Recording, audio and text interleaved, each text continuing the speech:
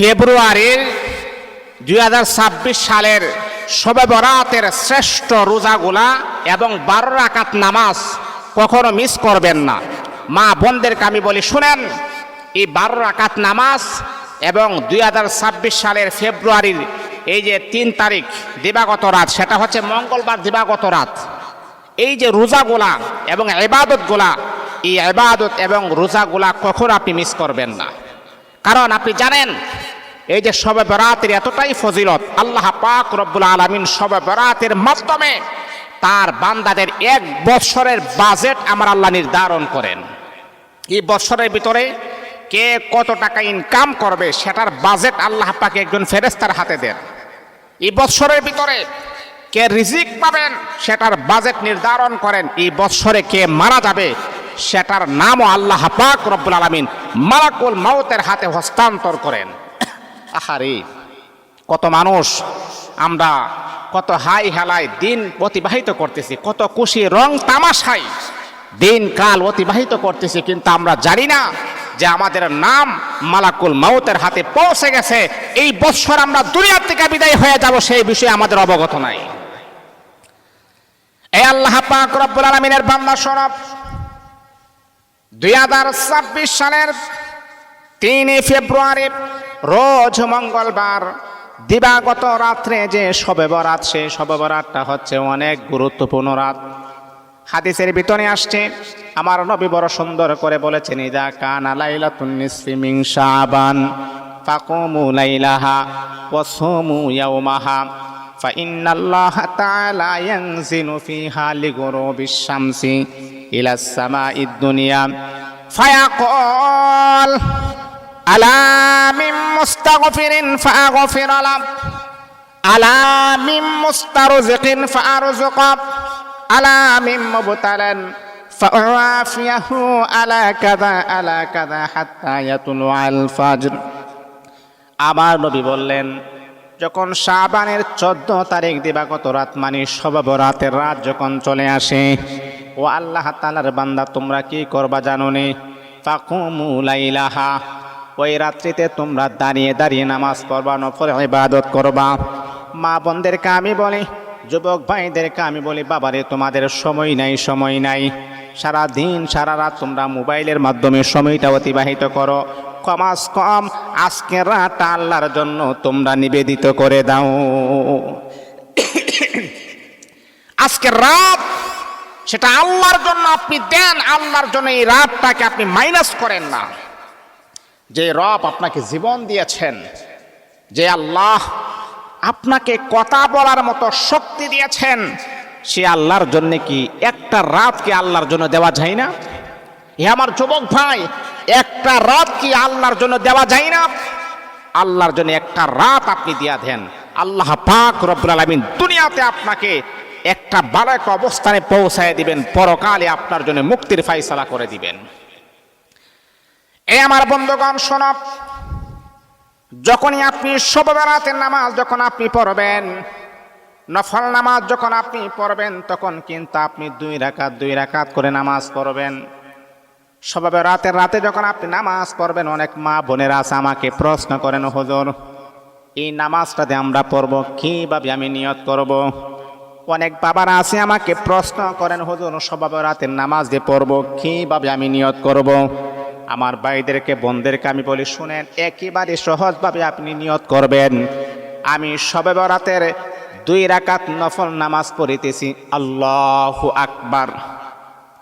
মা যারা আছেন, বাবা যারা আছেন, বলবেন আল্লাহর আমি শবে বরাতের 2 রাকাত নফল নামাজ পড়িতেছি, আল্লাহু আকবার, শেষ, নিয়ত করা হয়ে গেল।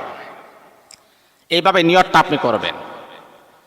আর আমি আপনাদেরকে বলবো, ওই রাত্রিতে কমাস কম একেবারে কম হলেও 12 রাকাত নামাজ কখনো মিস করবেন না। একেবারে কম 12 রাকাত আমি পড়বো। যদি পারেন, আপনার যদি ভালো শক্তি থাকে না আমি সারা রাত আমি ইবাদতে কাটাবো, তাহলে আরো বেশি পড়েন। কিন্তু আমি আপনাদের পায়ে হাত রেখে বলি, এই 12 রাকাত নামাজ কখনো মিস করা যাবে না। তারপরে আপনি রাতের যে শেষ ভাগে তাহাজ্জুদের সময়, ওই সময়টা আল্লাহ পাক আরো দোয়া কবুল করেন, ওই সময় আপনি দোয়া করবেন। এই আমার বাবা বন্ধুরা শোনো, লাইলাতুন নিসফি মিন শাবান, শবে বরাতের রাত আমরা কিভাবে কাটাবো? পয়গম্বর বড় সুন্দর করে জানায়া দিয়েছেন, ফাকুমু লাইলাহা, ওই রাত্রিতে তোমরা দাঁড়িয়ে দাঁড়িয়ে নামাজের মাধ্যমে কাটাবে। অনেকে বলেন হুজুর তাহলে কি মুনাজাত করব না? হ্যাঁ মুনাজাত করবেন। 2 রাকাত নামাজ পড়ার পরে তারপরে আপনি মুনাজাত করবেন। কিন্তু মুনাজাত করার আগে কিছু জিকির আপনি করবেন, কিছু জিকির আপনি করবেন। সুবহানাল্লাহ সুবহানাল্লাহ সুবহানাল্লাহ সুবহানাল্লাহ সুবহানাল্লাহ। তারপর আপনি পড়বেন সুবহানাল্লাহি ওয়া বিহামদিহি সুবহানাল্লাহিল আযীম, সুবহানাল্লাহি ওয়া বিহামদিহি সুবহানাল্লাহিল আযীম। এই তাসবিহ আপনি কমাস কমে 100 বার আপনি পড়বেন।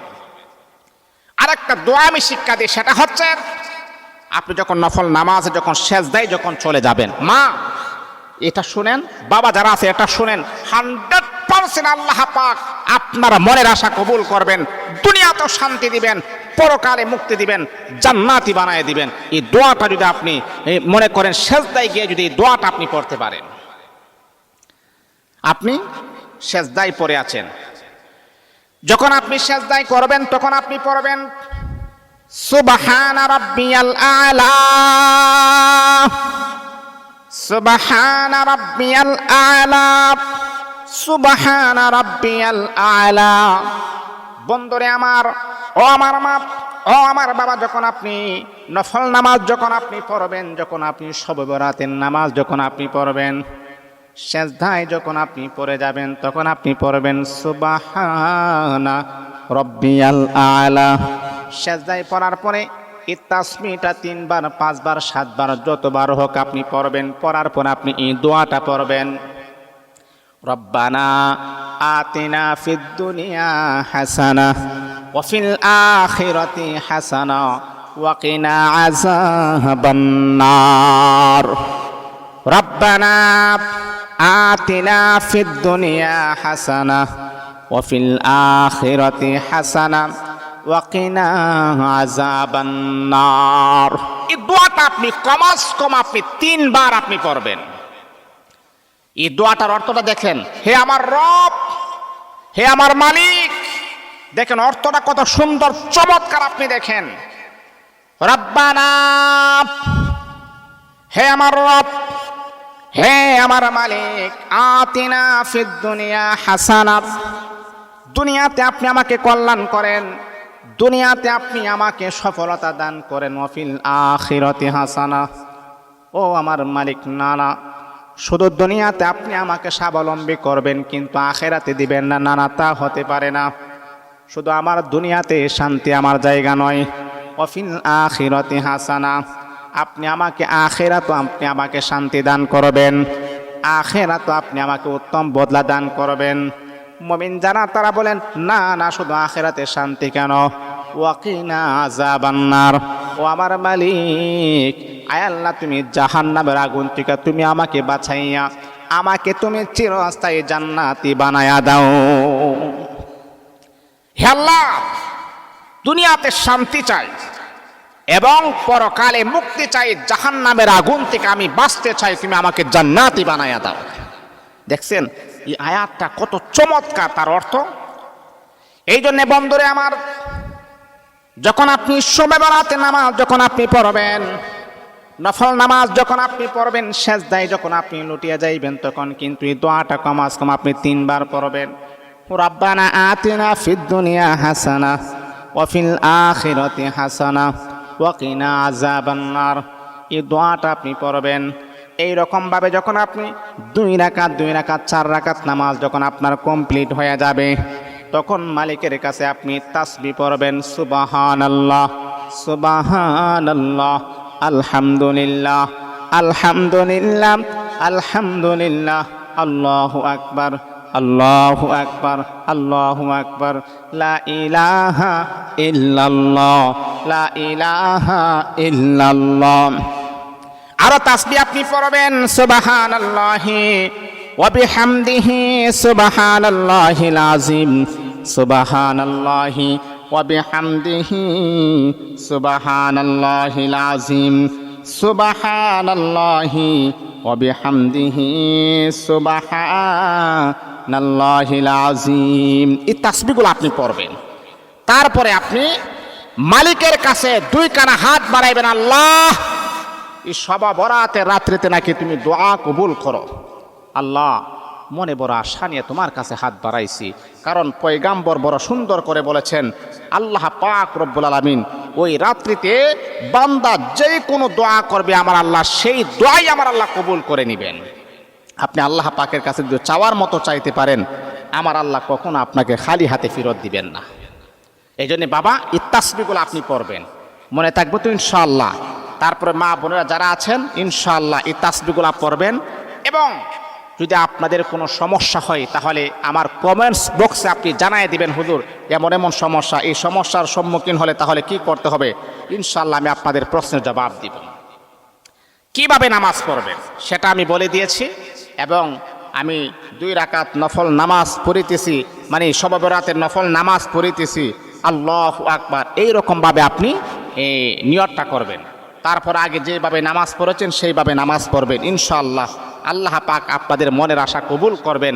আর মা কমাস কম 12 রাকাত নামাজ, কমাস কম 12 রাকাত নামাজ কখনো মিস করবেন না। এই নামাজটা কখনো মিস করবেন না, এই নামাজটা কখনো মিস করবেন না। এই নামাজটাই আপনার লাইফটাকে চেঞ্জ করে দিবে, পরিবর্তন করে দিবে। আপনি নিজেও জানেন না যে আজকে রাত্রে আমি বাঁচবো কিনা, এই বছর আমার হায়াত আছে কিনা, কারণ মালাকুল মাউতের হাতে যদি আপনার নামের লিস্ট যদি চলে আসে তাহলে এই বছরে আপনি পৃথিবীর থেকে বিদায় হয়ে যাবেন, আর আসতে পারবেন না। এই জন্য মা এখনো সময় আছে, বাবা এখনো সময় আছে, আল্লাহর দিকে আমরা রুজু হই।